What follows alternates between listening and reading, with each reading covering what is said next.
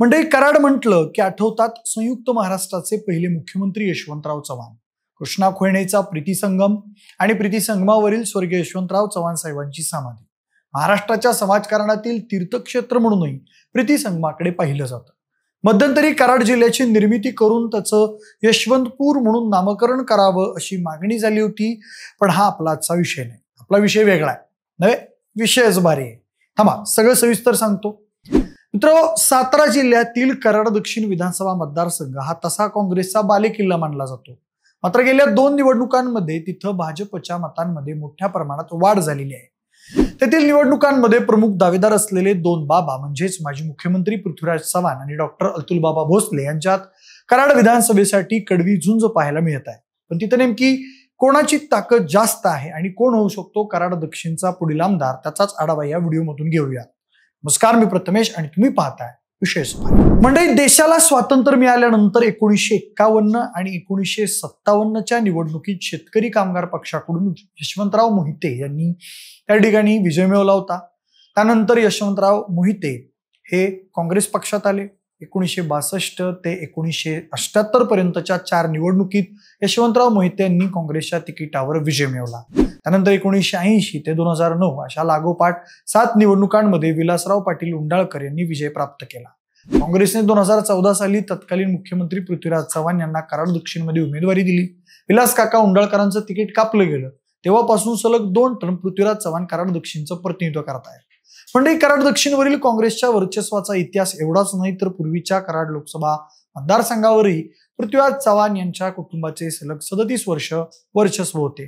पृथ्वीराज चव्हाण यांचे वडील स्वर्गीय आनंदराव चव्हाण हे 4 वेळा, तर आई स्वर्गीय प्रेमलताई चव्हाण या 4 वेळा खासदार होत्या. पृथ्वीराज चव्हाण हे स्वतः सुद्धा कराड लोकसभा मतदारसंघातून 3 वेळा खासदार होते.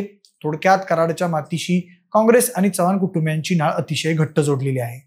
मात्र कराडमधील काँग्रेसच्या ताकदीला सर्वप्रथम आव्हान उभं राहिलं 1999ला. 1999च्या कराड लोकसभा मतदारसंघाच्या निवडणुकीत नव्याने स्थापन झालेल्या राष्ट्रवादी काँग्रेस पक्षाचे उमेदवार श्रीनिवास पाटील यांनी तत्कालीन खासदार पृथ्वीराज चव्हाण यांचा पराभव केला. यानंतर पृथ्वीराज चव्हाण यांची काँग्रेसकडून राज्यमंत्री पदावर वर्णी लागली आणि ते 2004 ते 2010 या काळात पंतप्रधान कार्यालयाचे राज्यमंत्री होते.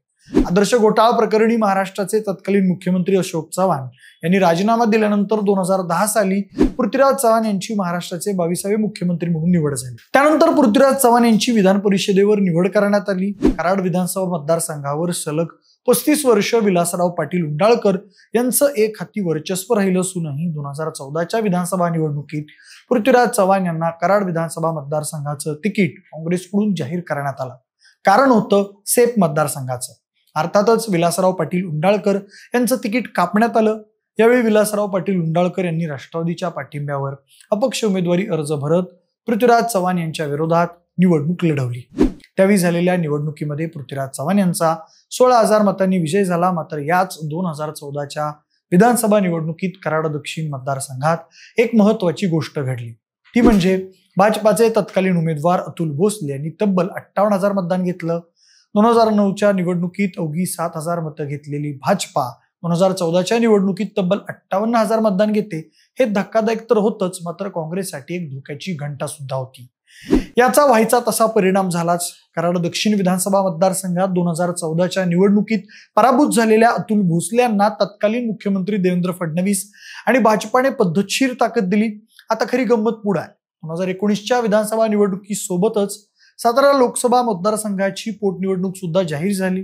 यावेळी कराड दक्षिण विधानसभा मतदारसंघात उमेदवार होते काँग्रेसचे माजी मुख्यमंत्री पृथ्वीराज चव्हाण विरुद्ध भाजपाचे अतुल भोसले आणि सातारा लोकसभेच्या पोटनिवडणुकीसाठी उमेदवार होते राष्ट्रवादी काँग्रेसचे श्रीनिवास पाटील विरुद्ध भाजपाचे छत्रपती उदयनराजे भोसले. 2019चा निकाल जाहीर झाला.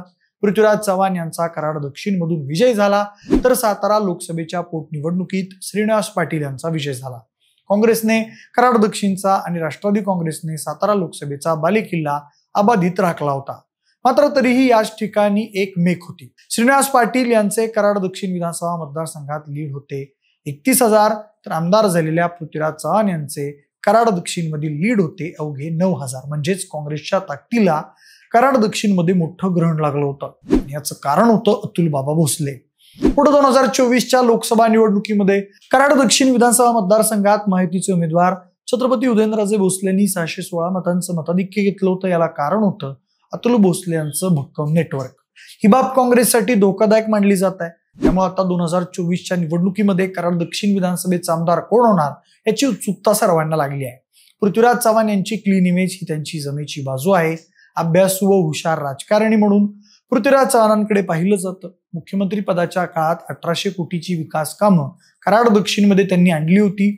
तसंच अतुलबाबा भोसले यांनीही गेल्या 10 वर्षांमध्ये भाजपच्या सत्ता काळात राज्य आणि केंद्र सरकारच्या मदतीने मोठा निधी आणला आहे. भाजपचे नेते डॉक्टर अतुल भोसले यांनी यापूर्वी 2 वेळा कराड दक्षिण मधून नशीब आजमावलंय, पण त्यावेळी त्यांना यश आलं नाही. मात्र त्यांनी आपली चिकाटी सोडलेली नाही.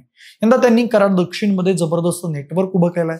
कराड दक्षिण विधानसभा मतदारसंघामध्ये त्यांनी सातत्याने विकास कामं व समाजकार्याचा धडाका सुरू ठेवलाय. सातारा जिल्ह्यातील कराड दक्षिण म्हणजेच काँग्रेस आणि काँग्रेस म्हणजेच कराड दक्षिण अशी मतदारसंघाची ओळख आहे. पण ही ओळख पुसण्यासाठी अतुल भोसलेंकडून मोठ्या प्रमाणात प्रयत्न सुरू आहेत. काँग्रेसचा बालेकिल्ला असलेल्या कराड नगरपालिकेवर 2016 साली अतुल भोसले यांनी भाजपाची सत्ता प्रस्थापित केली होती. मात्र त्यानंतरच्या काळात स्वर्गीय विलासराव पाटील उंडाळकर यांचे चिरंजीव उदयसिंह पाटील उंडाळकर यांनी सावध भूमिका घेत पृथ्वीराज चव्हाण यांच्याशी जुळवून घेतलं होतं.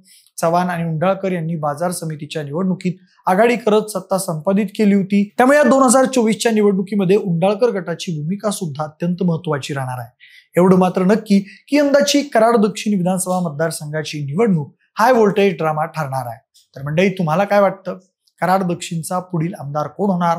कराड दक्षिण मध्ये कोणाची ताकद जास्त आहे, पृथ्वीराज चव्हाण की मग अतुल बाबा भोसले यांची? तुमची मतं खाली कमेंट बॉक्समध्ये नक्की सांगा. जर हा व्हिडिओ आवडला असेल तर लाईक आणि शेअर करा.